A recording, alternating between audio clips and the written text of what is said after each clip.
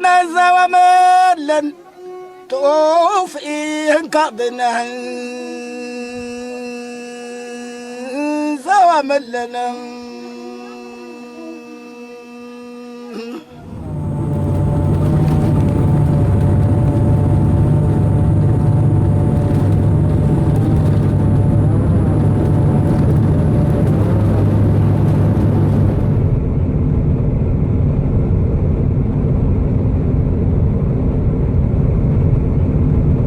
هذه هي الصحراء الكبرى التي طالما حلمت بزيارتها. الصحراء الكبرى من ناحية التأصيل والهجار. انظروا إلى جمال أوديتها وشعابها. حين نشر هنري لوت أبحاثه عن هذه الصحراء، علقت بعض الصحف أنه اكتشف أطلانتس دون أن يدري، وتوصل باحث ألماني آخر أن قارة أطلانتس المفقودة لم تكن في البحر وإنما في هذه الصحراء، وأنها ولأسباب فلكية غارت في الأرض وغطتها الرمال وابتلعها المحيط الأصفر الملتهب، ثم جاءت الجمال والماعز تتستر على هذه الكارثة الفلكية. التواتر الكثيف في مرويات أطلانتس صنع حولها هالة كبيرة، وأثار شهية الباحثين لاكتشاف كنوزها، وأكسبها شيئا من القطعية، فقد ذكرها المؤرخ الإغريقي هيرودوت في القرن الخامس قبل الميلاد، وبعده الفيلسوف الشهير أفلاطون وغيرهم الكثير. أما العرب فقد أفاضوا في ذكرها وأسهبوا في وصفها، فتحدث عنها المسعودي في مروج الذهب، وأبو حامد الغرناطي في تحفة الألباب، وعلق أنها هي المدينة التي بنتها الجن لسليمان عليه السلام، وابن الفقيه الهمداني في كتاب البلدان وغيرهم، وكانوا يسمونها مدينة النحاس لضخامة سورها المشع المبني بالنحاس، وسميت أيضا بمدينة البهت لأن فيها حجرا إذا وقعت عليه عين إنسان غلبه الضحك وربما جذبه إليه حتى يموت.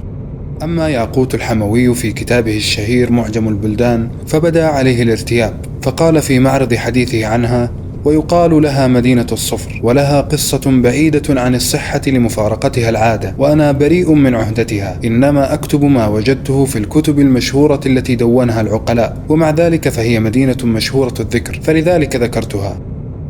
وتبقى أطلانتس قارة أسطورية لأنه لم يثبت وجودها حتى الآن بدليل قاطع، واختلف العلماء كثيرا في تحديد موقعها.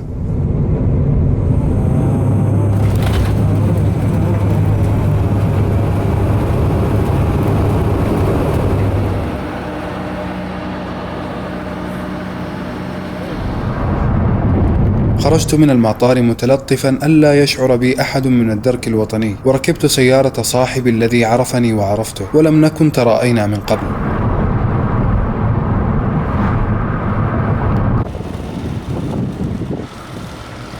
هذه تمنراست، لطالما طربت لتسميتها، ولسكانها الطوارق. حلم زيارتها أصبح اليوم حقيقة.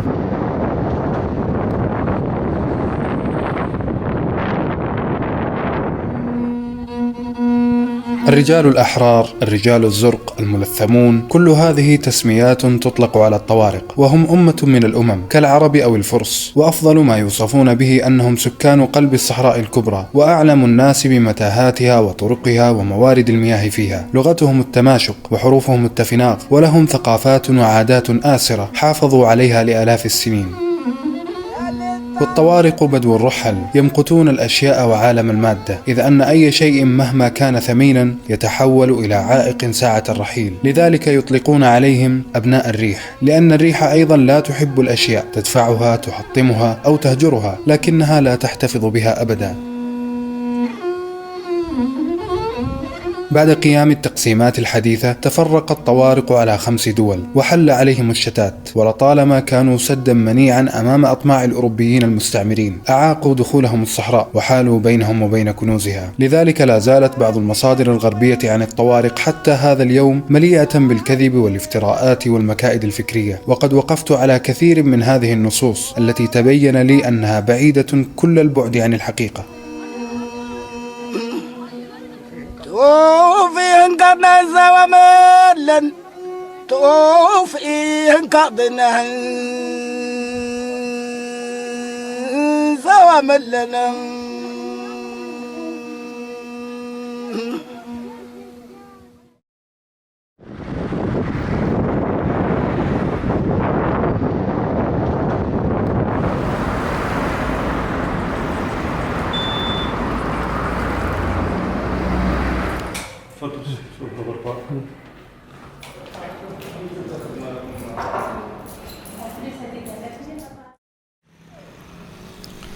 قبل قليل طرق علي باب الغرفة، فارتبكت لأني حديث عهد بالوصول ولأنني الوحيد في البناية.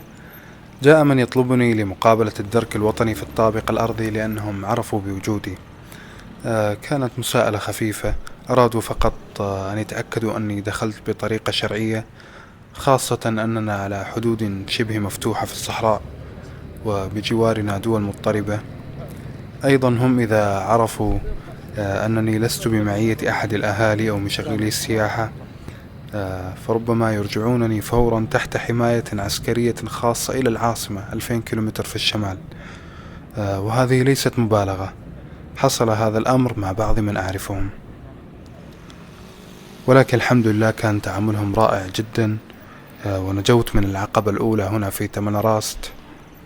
العقبة الثانية تنتظرني عند الانتقال 700 كيلومتر في طريق صحراوي بين تمنراست وجانيت، وحينها سأتخفى بلباس الطوارق ولنرى ماذا يحصل.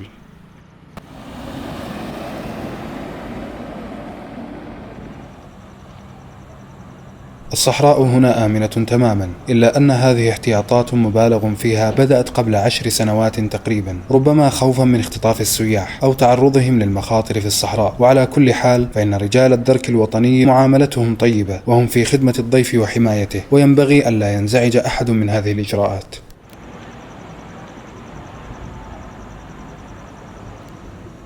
نبدأ بزيارة بيت من بيوت الله. هذا مسجد الحسين بن علي رضي الله عنهما في تمنراست، وكثيرا ما يتسمى الطوارق بالحسن والحسين تيمنا بالسبطين رضي الله عنهما.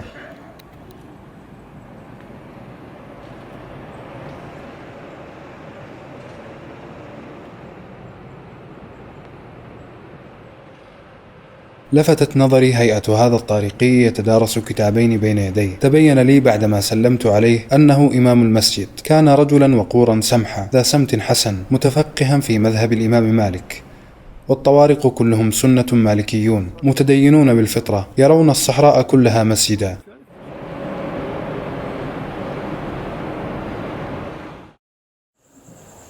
توجهت بعد ذلك إلى منزل مضيفي وصاحبي عدنان، الذي اتفقت معه على ترتيب الرحلة بأجرة معلومة. كان بيته على طراز صحراوي بدوي جميل، استحييت من تصويره لحداثة عهدي بالمكان وعدم معرفتي بطباع أهل البلدة. وكان عدنان كريما من عرب غرداية وليس من الطوارق، لكنه انتقل قديما إلى تمنراست للتجارة والعمل في السياحة. إيطاليين هذول سواح إيطاليين، هنا شباب ما شاء الله. هنا لسه شباب، هنا هذول كنا نمشي على الأقدام. اي ما شاء الله ما شاء الله، رحلة على الأقدام ما شاء الله. 7 أيام في الصحراء على الأقدام. على الأقدام 7 أيام. جمال تحمل العفش الدبش هذاك. أيوة. وإحنا داكشي نمشي على الأقدام. ولا زلت تعملون هذه الرحلة إلى الآن؟ لازم نعملها الآن، هي صادوك ما في سواح مشكلة. أيوة.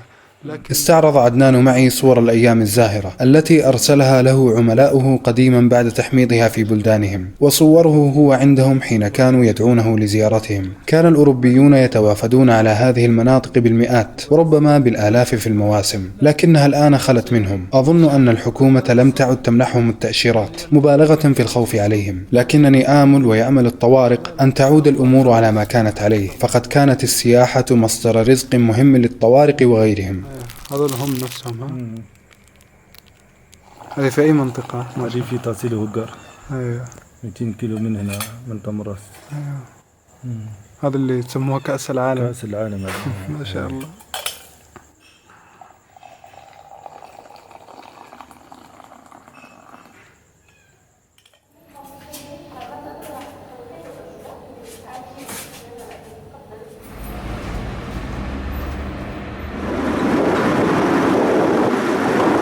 توجهنا نحو جبال الهجار الشهيرة، وهي تشكيلات جبلية بركانية ذات تاريخ عريق، تغطي مساحة 500,000 كيلومتر مربع، صنفت كمحمية وطنية وتراث إنساني عالمي لجمالها ولما فيها من الآثار الحية والنقوش الأثرية. للصحراء مظاهر عديدة لا تشكل الكثبان إلا عشرها بخلاف التصور السائد.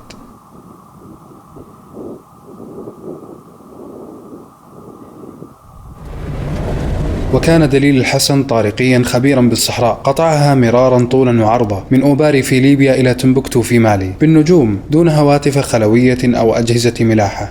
وكان الحسن طارقيا كأنقى ما يكون الطوارق، حركاته مفعمة بالود، تحب أن تراه وهو يمسك المقود أو يمشي أو يحتطب، كلماته قليلة يخلطها كثيرا بالهمهمات والإيماءات والضحك الرقيق، وأحيانا بالأخطاء النحوية الظريفة، فهو ككل الطوارق لا يتعلمون العربية إلا في المدارس. البقرة الباكية.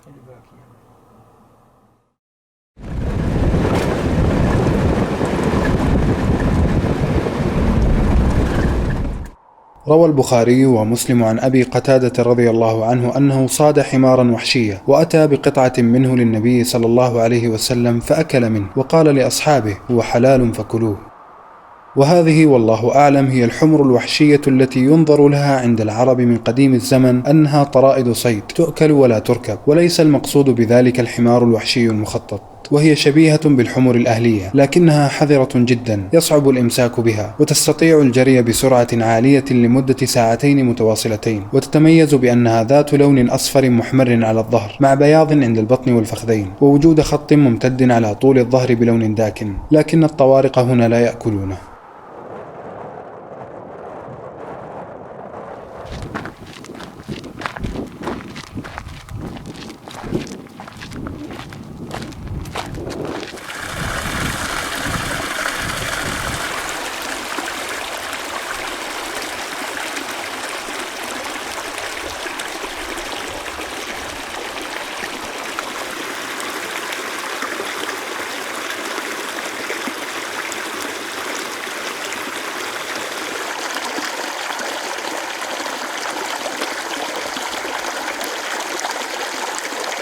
هذه قلتة أفلال، ماء للحياة بين صخور البازلت الساخنة، وهي عامرة طوال العام، تغذيها الينابيع الباردة من بين الصخور، وتعيش فيها الأسماك، ولا يخلو المكان من وارد من الناس أو طير الصحراء أو وحشها.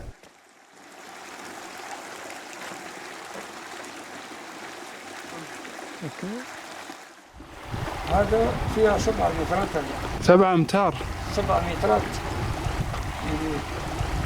نعم.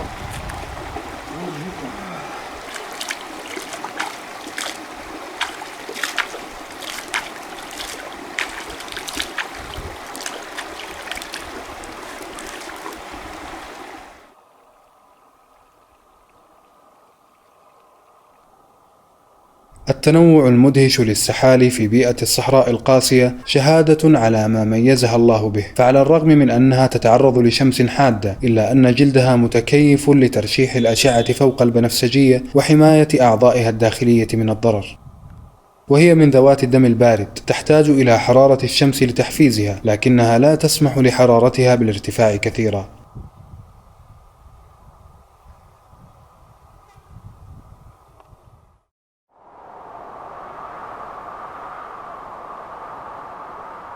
عند سكان الصحراء تمنح أعمدة الرمال الانطباع بوجود كائن خفي يلف ثوبا من الرمال حول شكله الغير مرئي، ويظن أنها تخبئ أرواحا حاقدة. سألت الحسن عن هذه البئر أهي عامرة طوال العام؟ فقال: نعم، الماء موجود بين عروق الجبال، أما الرمال، ورمى ببصره إلى الخلف كأنه يشير إلى ذكرى قاسية، ولم أحب أن أسأله عنها.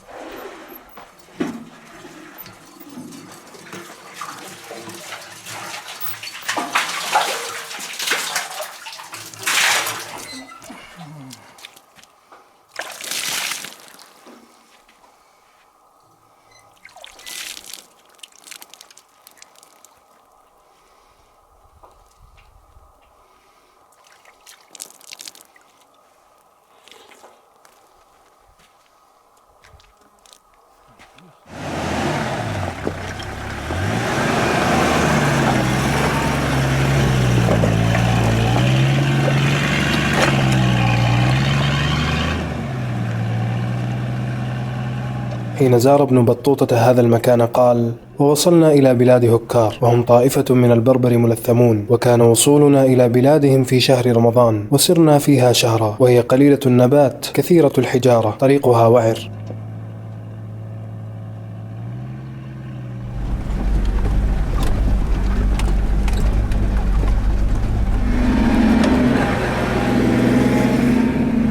هذا هو الطريق إلى ممر الإسكرام، والذي يعني نهاية العالم في لغة الطوارق. وقد لحقتنا كثير من الوعورة التي وصفها ابن بطوطة، وعلقت سيارتنا كثيرا في الطريق إلى الجبل.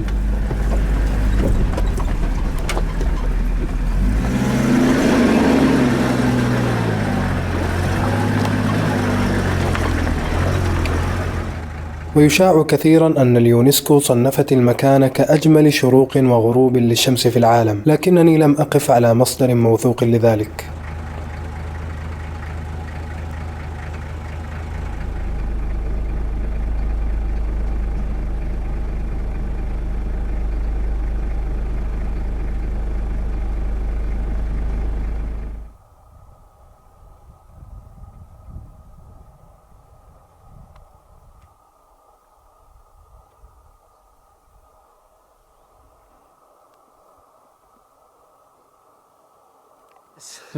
Tous les noms de montagnes, tu les as ici, parce que ici c'est la région qui s'appelle Atakor.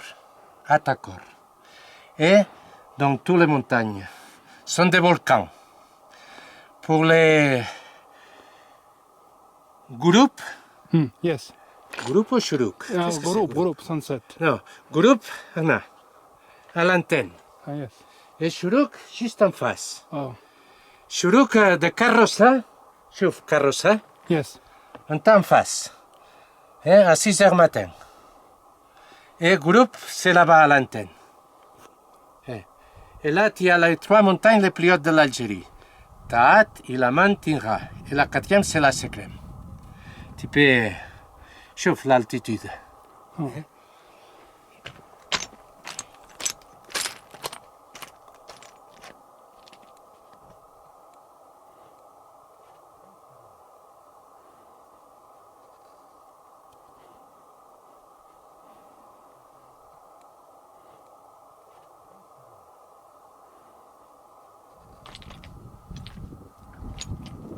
على قمة الجبل كنيسة شارل دي فوكو، الراهب الفرنسي الذي سحره المكان فتحنث فيه السنوات الطوال، وتوفي عام 1916. Oh, La Kenissa. ah, yes, yes. Et là, la bibliothèque.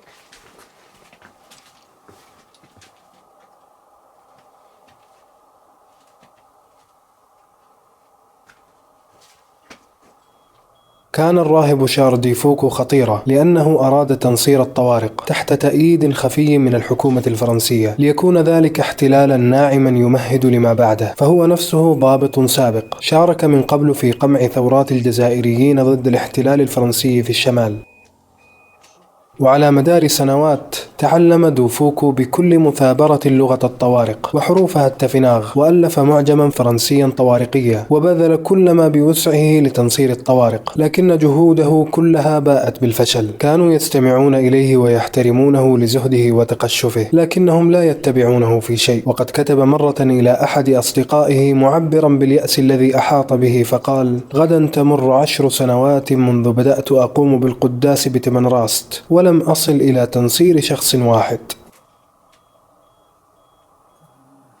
ويقوم على خدمة الكنيسة الآن أسباني وبولندي. لا أعرف كم قضى الأسباني في هذا المكان، لكن البولندي قائم فيه لم يفارقه منذ 8 سنوات، حتى أن أهله هم الذين يزورونه. أنت كل وقتك هنا في الخدمة؟ كل وقت. كم سنة؟ كم تقريبا؟ سنة، سنتان، 3 سنوات؟ هنا كم سنة أنت هنا؟ كم؟ 8 سنين. 8 سنوات أنت هنا. من بولندا. من بولندا. واسمك؟ أنت وأنت من from الجزائر و لا.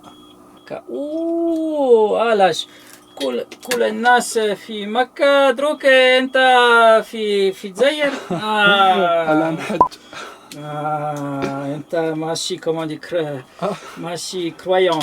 أنا حجيت الحمد لله، حجيت الحمد لله كثير. Les Hajj? ici. أنا Hajj en Arabie Saoudite. نورمال أنا حاج فيها. حجيت الحمد لله 4 مرات. أقبل العاملان يلومانني على تركي للحج وسفري إلى هذا المكان، في لحظة صدق كأنهما يقولان: تقرب إلى الله بالطريقة التي تريدها أنت وتفهمها، تقرب إلى الله. إبراهيم. فنتورا في إسبانيا. إسبانيا. ثانك يو. برشلونة. ثانك يو. على خير. ثانك يو. شكرا. الله أكبر. أشهد أن لا إله إلا الله. أشهد أن لا إله إلا الله. أشهد أن محمدًا رسول الله. أشهد أن محمدًا رسول الله. الله أكبر الله أكبر. لا إله إلا الله.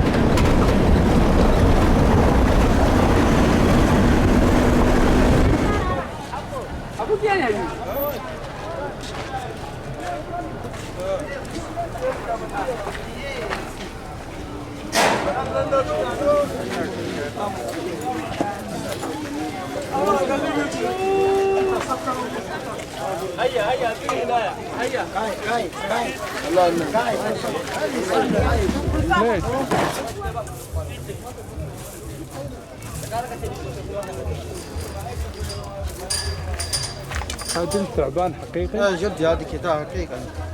ايوه. جلدي قاعد حاجة قطعة. اين الثعبان هذا؟ في الجزائر هنا ولا؟ قالوا من النيجر. من نيجر ها؟ جابوا من النيجر. ايه ما شاء الله. ما شاء الله. والله ما شاء الله.